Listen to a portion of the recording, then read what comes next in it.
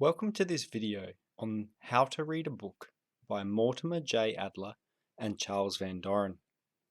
To begin this video, I'm going to talk about the author because that provides a strong background for the genesis of this book.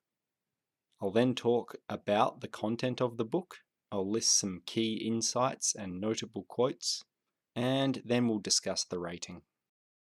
How to Read a Book was originally published in 1940 with the aim of improving the reader's reading ability and increasing the capacity to engage with the complex yet well-regarded texts of Western civilization. A heavily revised edition, co-authored with Charles Van Doren, was published in 1972.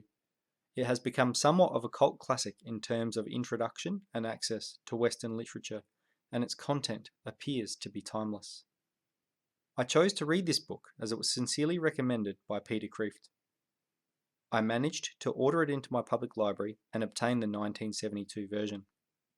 What is fascinating about Adler is that he is obviously incredibly well read, a literary genius, and here he is writing this text after having read thousands of works that are deemed the greatest in history. Clearly, someone with such copious literary exposure has something to say about reading, an activity which I endeavour to participate in for the rest of my life. Adler was a promulgator and active proponent of the great books. Together with a number of academics and educators in the early 20th century, initiated the great books of the Western world reading program. The view among them was that the emphasis on narrow specialization in American colleges had harmed the quality of higher education by failing to expose students to the important products of thought of Western civilization. The reading program aimed to rectify this issue. One of my anticipations reading this book was to discover what are the things that someone who is engaged with the literature of the world on this level holds to be true. What is also of particular note is that Adler, a lifelong intellectual, joined the Catholic Church in 1999 at the ripe old age of 97. He died later in 2001. Given his intellectual honesty, this is a testament to the truth of the Catholic faith. The journey took his whole life, but eventually he was called home. His friend Ralph McInerney wrote, "He became the Roman Catholic he had been training to be all his life." So what is the book about? Early in the text, Adler breaks it down into 4 levels of reading. Number 1, elementary reading. At this level of reading, the question asked of the reader is, what does this sentence say? It is an elementary understanding of the words. Number 2, inspectional reading, or systematic skimming. This method of reading is a quick look at the book as a whole as a way of determining what the book is about and identifying key arguments put forward by the author. This is done by looking at the title or contents page, reading key words from the index, having a look to identify key sentences, all of which will give you an idea of what the book is about. If you inspect a book well, you will know whether it is worth reading or not. Number 3, analytical reading. This is a thorough and complete reading of the text. Analytical reading is reading for the sake of understanding. It involves coming to terms with the author and understanding what they mean by the language they use. It involves not only understanding the arguments, but also an ability to articulate them in your own words. It can also involve due criticism, but for good reasons, not just disputation. Number 4, syntopical reading. Syntopical reading is analytical reading of a number of books around a certain topic or question for the purposes of gaining insight and understanding into this question. Clearly, all levels of reading are inclusive, That is, if you are reading at an inspectional level, then you are already reading the text at an elementary level. And if you are reading at an analytical level, then you are also obviously reading at an inspectional level as well. I think his most prominent insight, especially for one who is looking to read widely, is that most books are not worth reading. Just because a book is new does not mean it is better. He says, often there are things we have to read that are not worth spending time on.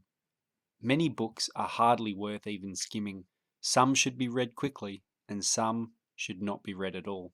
Adler even goes as far as to reject the reading of new books, as they haven't stood the test of time. How do you know a book will be a classic? Wait 50 years and see if people are still talking about it. This is particularly pertinent to our modern age of information, where we see a proliferation of literature by said experts. Anyone can get published now on the internet, including me on this channel. Adler says a book must grip you. If it doesn't, put it down. It must also be superior to you in some sense. The book must know or understand things that you don't, if you are to get anything out of it. He also speaks of the literary sin of reading widely but reading poorly. Bookful blockheads, he calls them. They are widely read, but ignorantly read. It is better to read few books well than many books poorly, a direct application of the maxim, presence over efficiency.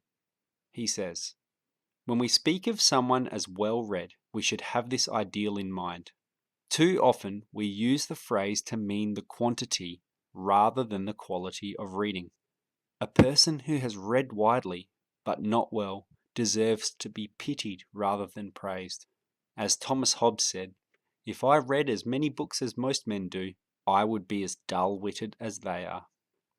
As an advocate for the great books, Adler promotes reading the original texts rather than reading a reference to them. For instance, reading St. Thomas Aquinas rather than reading a guide on how to understand St. Thomas Aquinas. Ironically, he has his own reference book on how to understand Aristotle. He says to read a tough book and understand half of it is much better than not reading it and not understanding it at all. He suggests that reference books are never as whole as the original, never as complete. Authors often have bias and misrepresent important aspects that are revealed to a reader who engages with the original texts. Adler distinguishes between instruction and discovery as methods of gaining knowledge. Instruction being taught or told by a teacher, and discovery being the act of finding these truths on your own. The best instruction is aided discovery. He provides the example of Socrates with Meno's slave in the Platonic text Meno. In the text, Socrates establishes that the young boy has no mathematical training and then gives him a geometry problem. The boy is asked how to double the area of a square. Socrates then guides him by means of simple step-by-step questions to the correct answer. He does not tell him the answer, but guides him with questions to the answer. This is an example of aided discovery. In the part on inspectional reading, Adler provides some advice on how to read quickly or speed read. He says, connect your thumb with your index finger and your middle finger, and just a little bit faster than you would normally read, trace this across the page just in front of the words that you're reading. This will encourage your eyes to keep up with your fingers. He does, however, proceed to explain that the problem with speed reading is comprehension.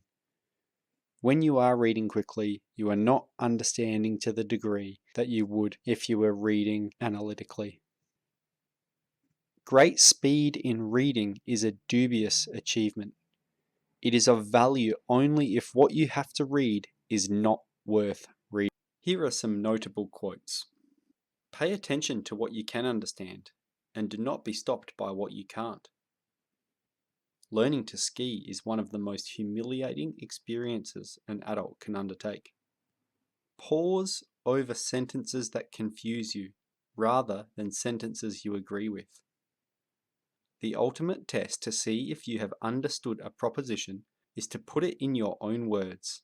If you repeat the same words, it is only the words that have passed from the author to you, and not the thought or understanding. The best protection from propaganda is the recognition of what it is.